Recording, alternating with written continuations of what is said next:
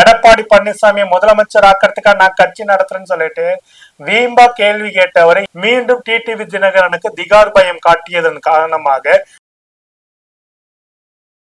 எனக்கு திகாரெல்லாம் வேண்டாம், நான் கூட்டணியில உங்க காலுக்கடியில பர்பியை தேடுற வேலையை பாக்குறேன். எடப்பாடி பழனிசாமி அந்த பக்கம் பர்பியை தேடட்டும், நான் இந்த பக்கமா பர்பியை தேடிக்கிறேன். என்னத்தை விட்டு கொடுத்தாரு? வெக்கம், மானம், சூடு, சொரணை, சுயமரியாதை இதையெல்லாம் விட்டு கொடுத்துட்டு கடைசியில டி நகர் கமலாலயத்துல இருக்கக்கூடிய நயனா நாகேந்திரனுடைய ரூம்ல போயிட்டு கூட பர்பி தேர்ற நிலைமைக்கு போயிட்டாரு. அம்பேத்கரியத்தோட துணிந்து என்று போராடி கொண்டிருந்த அந்த நபரையும் பார்த்தீங்கன்னா கடைசியா சனாதனத்தினுடைய அடிமை என்பதோட அடியாளாக்கி விட்டாங்க. பலவீனமானவர்களால் கட்டமைக்கப்படுகிற ஒரு பலவீனமான கூட்டணி திமுக பாத்தீங்கன்னாக்க 2021 சட்டமன்ற தேர்தல் முடிந்த நாள்ல தொடர்ந்து மக்கள் கிட்ட சேர்ந்து போய்கிட்டே இருக்கிறார். அண்ணா திமுக எந்த ஒரு மக்களோட வீட்டுக்குமே போனதில்லை. உண்மையை சொன்னாக்கா வீட்டுக்கு ஒரு திமுக ஆதரவாளர் கண்டிப்பாக நேரடியாகவோ மறைமுகமா இருக்கக்கூடிய. தெருமுனை அரசு தோழர்களுக்கு வணக்கம். தோழர்களை இதுக்கு அந்த பருத்தி மூட்டை குடோன்லயே இருந்திருக்கலாமே திமிங்களோ அப்படின்னு சொல்றது பாத்தீங்கன்னாக்கா இப்ப நம்ம டிடிவி தினகரனுக்கும் எடப்பாடி பழனிசாமிக்கு தான் பக்காவா 10 பொருத்தமா பொருந்தும். எந்த எடப்பாடி பழனிசாமி துரோகின்னு சொல்லிட்டு குக்கர் விசில் சத்தத்தோட தனி ஆவர்த்தனம் பண்ண போறோம் அப்படின்னு சொல்லிட்டு தனியாக அமமுக கட்சியை ஆரம்பிச்சு ஊர் ஊரா போய் எடப்பாடி பழனிசாமி துரோகி, எடப்பாடி பழனிசாமி துரோகி, துரோகி எடப்பாடி பழனிசாமின்னு சொல்லிட்டு மூளைக்கு மூளை கூப்பாடா போட்டுட்டு இருந்தாரு. ஆனா இன்னைக்கு பாத்தீங்கன்னா அதே எடப்பாடி பழனிசாமி இருக்கிற கூட்டணியில போயிட்டு ஐக்கியமா இருக்கிற எடப்பாடி பழனிசாமி முதலமைச்சர் ஆக்கிறதுக்காக நான் கட்சி நடத்துறேன்னு சொல்லிட்டு வீம்பா கேள்வி கேட்டவரை இன்னைக்கு பாத்தீங்கன்னாக்கா கம்முன்னு போய் பம்மிக்கிட்டு பாஜக அதிமுக கூட்டணியில சேர்ந்திருக்க முக்கியமான காரணம் என்ன சொல்லப்படுதுனாக்க மீண்டும் டிடிவி தினகரனுக்கு திகார் பயம் காட்டியதன் காரணமாக டிடிவி தினகரன் வேற வழி இல்லாம ஏன்னா டிடிவி தினகரன் மேல அந்த எலெக்ஷன் கமிஷன் கேஸ் இன்னும் இருக்கு. அந்த பணம் கொடுக்க முயற்சி பண்ண கேஸ், அந்த கேஸ திரும்ப தட்டி தூக்கும் தம்பி, கூட்டணிக்கு வரையா இல்ல என்ன பண்றேன்னு சொல்ல உடனே ஐயா எனக்கு திகாரெல்லாம் வேண்டாம், நான் கூட்டணியில உங்க காலுக்கடியில பர்பியை தேடுற வேலையை பாக்குறேன். எடப்பாடி பழனிசாமி அந்த பக்கம் பர்பியை தேடட்டும், நான் இந்த பக்கமா பர்பியை தேடிக்கிறேன் அப்படின்னு சொல்லிட்டு பிஜேபி காலில் விழுந்துட்டு இன்னைக்கு கூட்டணியில ஐக்கியமா இருக்கிறாரு.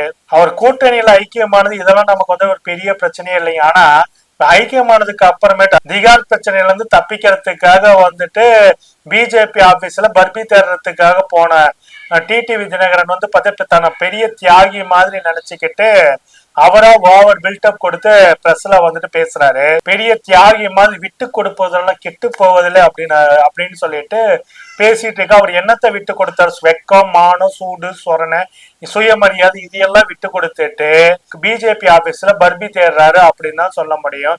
அமித்ஷாவுடைய ஆபீஸ்ல போய் பர்பி தேடினாலும் பரவாயில்ல, கடைசியில டி நகர் கமலாலயத்துல இருக்கக்கூடிய நயனா நாகேந்திரனுடைய ரூம்ல போயிட்டு கூட பர்பி தேர்ற நிலைமைக்கு போயிட்டாரு அப்படின்னு தான் நம்மளுடைய கவலையா இருக்குது. முதல்ல நல்ல ஒரு விஷயத்த பாருங்க, பாஜகவுக்கு தமிழ்நாட்டுல ஓட்டு வங்கின்னு எதுவும் சாலிடா கிடையவே கிடையாது.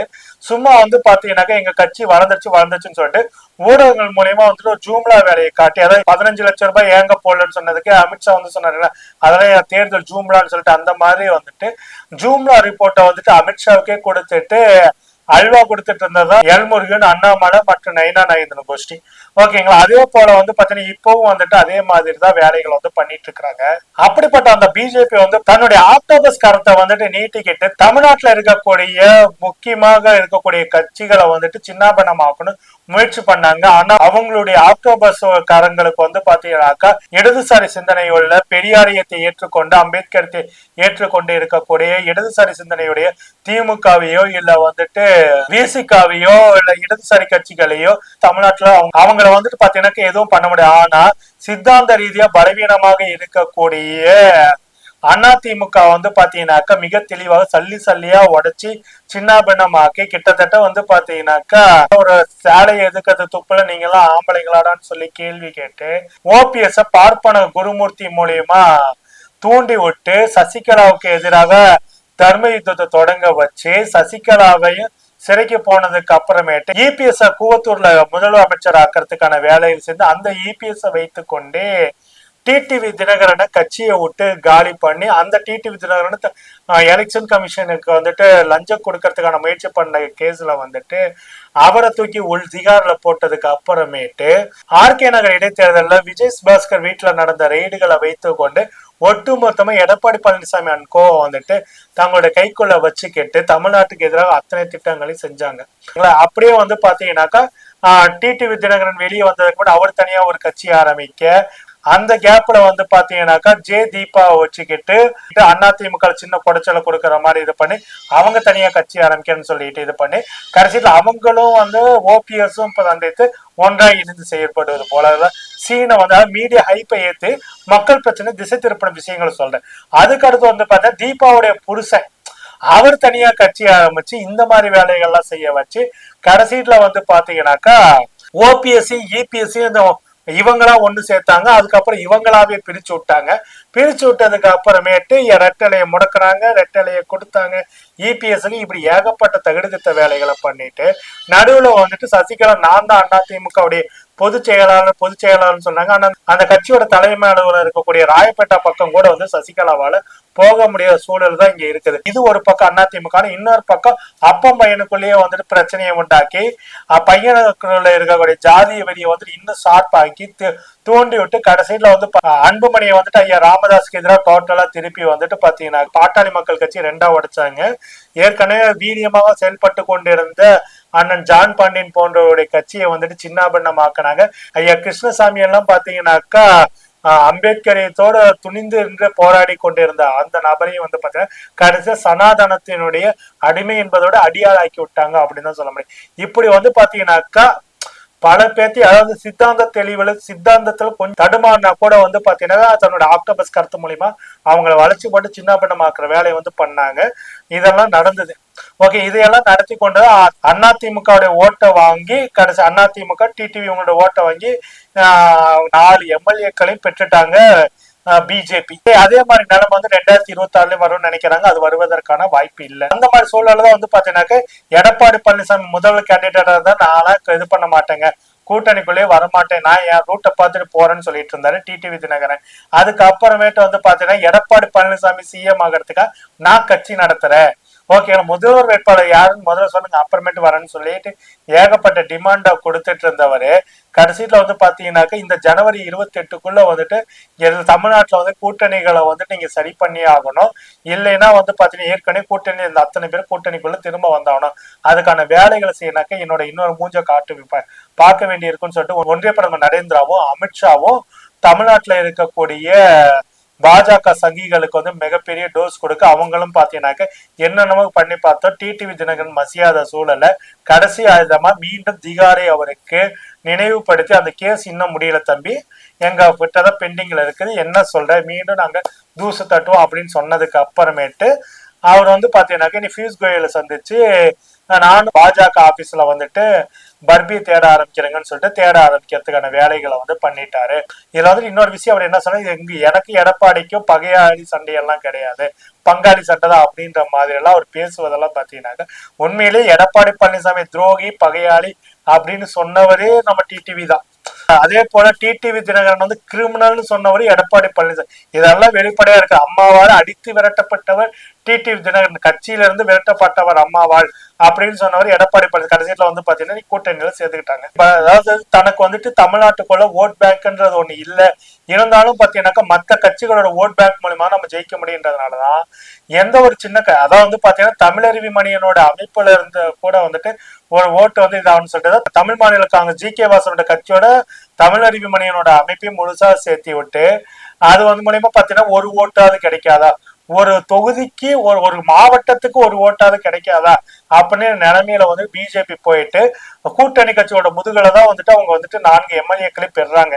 அது வேற ஒரு பிரச்சனை, அது இருக்கட்டும். இப்படி வந்து பாத்தீங்கன்னா அவங்க வேலையை செஞ்சுட்டு அதை வந்து பாத்தீங்கன்னாக்கா முழுக்க பாஜக அதிமுக கூட்டணி என்பது பாத்தீங்கன்னாக்கா பலவீனமானவர்களால் கட்டமைக்கப்படுகிற ஒரு பலவீனமான கூட்டணி. அதே சமயத்துல இந்த பக்கம் திமுக கூட்டணி வந்து பாத்தீங்கன்னாக்கா 2019 வந்து இன்னைக்கு வரைக்கும் பாத்தீங்கன்னா ரொம்ப ஸ்ட்ராங்காகவும் ரொம்ப இணக்கமாகவும் இருக்கு. இந்த கூட்டணி வந்துட்டு உடையாதா அப்படின்னு சொல்லிட்டு பல பேரும் வந்து கனவு கண்டுட்டே இருக்கிறாங்க. ஆனா இந்த கூட்டணி உடைவதற்கான சாத்தியங்கள் நாளுக்கு நாள் பலமா சின்ன சின்ன சலசலப்புகள் கூட்டணிக்குள்ள வரதா செய்யும். அந்த சலசலப்புகளை முதலமைச்சர் மு.க.ஸ்டாலின் அவர்கள் கூட்டணி தலைவர்களோட பேசி டக்கு டக்குன்னு வந்துட்டு எல்லா பிரச்சனைகளையும் வந்துட்டு உடனுக்குடன் முடித்து வைக்கிற சற்று கொஞ்ச நாளைக்கு முன்னாடி வந்த பெரிய ஒரு சின்ன சலசலப்பு கொஞ்சம் பெருசாக சின்ன பூத கண்ணாடி வைத்து ஊடகங்களா காட்டப்பட்ட அந்த சமயத்துல கூட வந்து பாத்தீங்கன்னாக்கா டெல்லி அந்த கட்சியோட டெல்லி தலைமையை வைத்து கொண்டு யதார்த்தத்தை சொல்லி புரிய வைத்து பேசக்கூடிய நபர்களுடைய வாயை வந்து தைக்க வேலையை வந்துட்டு தெளிவாக பண்ணியிருக்கிறது திமுக அப்படின்னு தான் சொல்ல முடியும். அதே போல திமுக வந்து பாத்தீங்கன்னாக்கா 2021 சட்டமன்ற தேர்தல் முடிந்த நாள்ல வந்துட்டு தொடர்ந்து மக்கள் கிட்ட சேர்ந்து போய்கிட்டே இருக்கிறாங்க. அதாவது பாத்தீங்கன்னாக்கா தங்களுடைய கட்சியோட முக்கியமான ஐயா பெரியார்ல இருந்துட்டு ஐயா அண்ணாவாகட்டும் ஐயா கலைஞராகட்டும் முதல்வர் மு.க.ஸ்டாலின் அதே போல உதயநிதி இவங்களுடைய பிறந்தநாள் விழாக்கள் எல்லாம் பாத்தீங்கன்னாக்கா எப்படி ஒரு மாசம் விட்டு ஒரு மாசம் கேப்ல வந்து நடக்கும்போது இந்த சம்பவத்துல கூட வந்து பாத்தீங்கன்னாக்கா தெருமுனை கூட்டங்களை கொள்கை கூட்டங்களை ஆட்சியுடைய சாதனையும் செல்வதற்கு சரியான சந்தர்ப்பம். அதிமுக வந்து பாத்தீங்கன்னாக்கா எம்ஜிஆருடைய பிறந்த நாளுக்கு நானே இங்க ஆதம்பாக்கத்திலே பாக்குறேன் வெயில்ல வந்துட்டு ஒரு போட்டோ மட்டும் வச்சுட்டு இது பண்ணாங்க.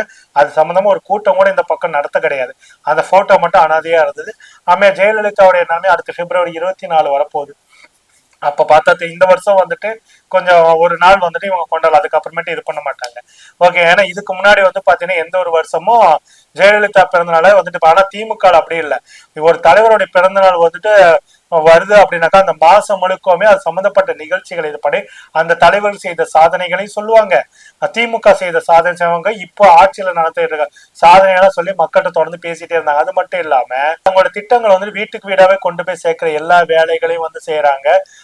ஒன்றிணைவான்னு சொல்லிட்டு நிகழ்ச்சிகளை நடத்துறாங்க. அது மட்டும் இல்லாம தமிழ்நாட்டை தலைகுனிய விட மாட்டோம் அப்படின்னு பிரச்சாரங்கள் மூலியமா வந்து பாத்தீங்கன்னா தொடர்ந்து வந்துட்டு தமிழ்நாட்டை வந்துட்டு திமுக வந்துட்டு மக்கள்கிட்ட தொடர்ந்து சென்றுகிட்டே இருக்காங்க. அது மட்டும் இல்லாம அரசினுடைய சாதனை வந்துட்டு எப்படி எல்லாம் கொண்டு போய் சேர்க்கணும் அப்படின்றத ரொம்ப ஸ்மார்ட் மூவ் பண்ணாங்க. அதை விட முக்கியம் என்னன்னாக்கா ஒன்றிய அரசு தமிழ்நாட்டின் உரிமைகளை எப்படியெல்லாம் பறிக்குது, குறிப்பாக ஒடுக்கப்பட்ட பிற்படுத்தப்பட்ட பழங்குடி மற்றும் நடுத்தர வர்க்க ஏழை வர்க்க பிள்ளைகளோட கல்வியை வந்து காவு வாங்குற வேலையெல்லாம் எப்படியெல்லாம் பண்ணுது, அந்த கல்வி அவங்களுடைய கல்விக்கு வந்துட்டு எப்படியெல்லாம் நிதியை தருவதற்கு ஒன்றிய அரசு மறுக்குது, அதுக்காக வந்துட்டு என்ன செய்யணும்னு சொல்லிட்டு எல்லாம் மிரட்டுது அப்படின்றத வெளிப்படையா மக்களுக்கு கொண்டு போய் சேர்த்திருக்கிறதுனால வந்து பாத்தீங்கன்னாக்கா அந்த மாதிரி வேலைகளை தொடர்ந்து செய்வதனால வந்து பாத்தீங்கன்னா திமுகவுடைய சாதனைகள் என்ன, திமுக வந்துட்டு இந்த சாதனை செய்வதற்கு என்ன விதமான சவால்களை வந்துட்டு எதிர்கொள்ள வேண்டி இருக்குது, எவ்வளவு பிரச்சனைகளை எதிர்கொண்டு இந்த சாதனைகளை வந்து செஞ்சுட்டு இன்னைக்கு தமிழ்நாட்டை பொருளாதாரத்தை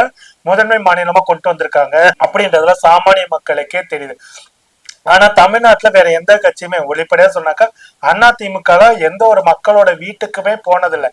இப்ப தேர்தல் சமயத்துல போனாக்கா உண்மையை சொன்னாக்கா வீட்டுக்கு ஒரு திமுக ஆதரவாளர் கண்டிப்பாக வந்து நேரடியாகவோ மறைமுகமா இருக்கக்கூடிய சூழலை வந்துட்டு உருவாக்கி வச்சிருக்குது அப்படின்னு தான் சொல்ல முடியும். அந்த அளவுக்கு ஷார்ப் மூவ் வந்துட்டு திமுக வந்து பண்ணியிருக்குது. அதனாலதான் வெளிப்பட சொல்ற பாஜக வந்துட்டு எக்காலத்தை தமிழ்நாட்டுல தனி ஆவர்த்தனம் பண்ணவே முடியாது. திமுகவும் அதனுடைய கூட்டணி கட்சிகளை இருக்கிற வரைக்கும் பாஜகவால இங்க தனி ஆவர்த்தனம் ஒண்ணு பண்ணவே முடியாது. அது மட்டும் இல்ல தமிழ்நாட்டுல இருக்கக்கூடிய திராவிட கட்சிகளை ஒண்ணுமில்லாத தமிழிசை சவுந்தரராஜன் சொன்ன ஒரு விஷயம் கழகம் இல்லா தமிழ்நாடுன்னு சொன்ன அது வந்து பாத்தீங்கன்னாக்கா திராவிட கட்சிகளை குறிவைத்து சொன்னதுல வந்து பாத்தீங்கன்னாக்கா திமுகவை இவர்களால் ஒன்றும் செய்ய முடியாது. ஆனா அதிமுக வந்து சின்ன பின்னமாக்கி கிட்டத்தட்ட வந்து பாத்தீங்கன்னா கொத்து புரோட்டாவே போட்டாங்க அப்படின்னு தான் சொல்ல முடியும். இந்த விஷயத்தையெல்லாம் வந்துட்டு மிக தெளிவாக சொல்ல வேண்டிய இன்னொன்னு திமுக வந்து பாத்தீங்கன்னாக்கா தொடர்ந்து வந்துட்டு தன்னுடைய செயல்பாடு மூலியமா வந்துட்டு மக்களுக்கு வந்துட்டு தான் என்ன சாதனை செஞ்சிருக்கோ, தங்களுடைய ஆட்சி என்ன செஞ்சிருக்கு, தங்களுடைய கட்சி என்ன செஞ்சிருக்குன்னு வெளிப்படையா கொண்டு போய் சேர்த்திருக்கேன். இதனால வந்து பாத்தீங்கன்னா பாஜகவுடைய தனி ஆவர்த்தனம் இங்க வந்து செல்லாது. அதே போல பாஜக வந்துட்டு தன்னுடைய கூட்டணி கட்சிகள் மூலமா எந்த ஒரு சதி திட்டங்களோ சதிராட்டங்களோ ஆனாலும் இங்கெல்லாம் எடுபடாத அளவுக்கு வந்து பாத்தீங்கன்னா திமுக வந்துட்டு மக்கள்கிட்ட மிக சர்வசாதாரண இந்த 2021 வந்துட்டு இந்த 2026 காலகட்டத்தில் மக்கள்கிட்ட நேரடியாக போய் சேர்ந்திருக்கிறாங்க. அதனால வந்து பாத்தீங்கன்னா திமுக மற்றும் அதோட கூட்டணி கட்சிகளுடைய வெற்றி வாய்ப்பு வெளிப்படையாக இருக்குது. விட்டு கொடுப்பவர்கள் கெட்டு போவதில் சொல்லுகிற டிடிவி தினகரனுக்கு ஒண்ணு சொல்லிக் கொள்கிறோம், உங்களை போல தன்மானத்தை விட்டு கொடுப்பவர்கள் வரலாற்றில் குப்பையாக தான் மிஞ்சுவார்கள் அப்படின்றத டிடிவி தினகரன் அவர்கள் புரிந்து கொள்ள வேண்டும். இது குறித்து என்ன நடக்குது என்பது குறித்து பொறுத்திருந்து பார்ப்போம் தோழர்களே. நன்றி, வணக்கம்.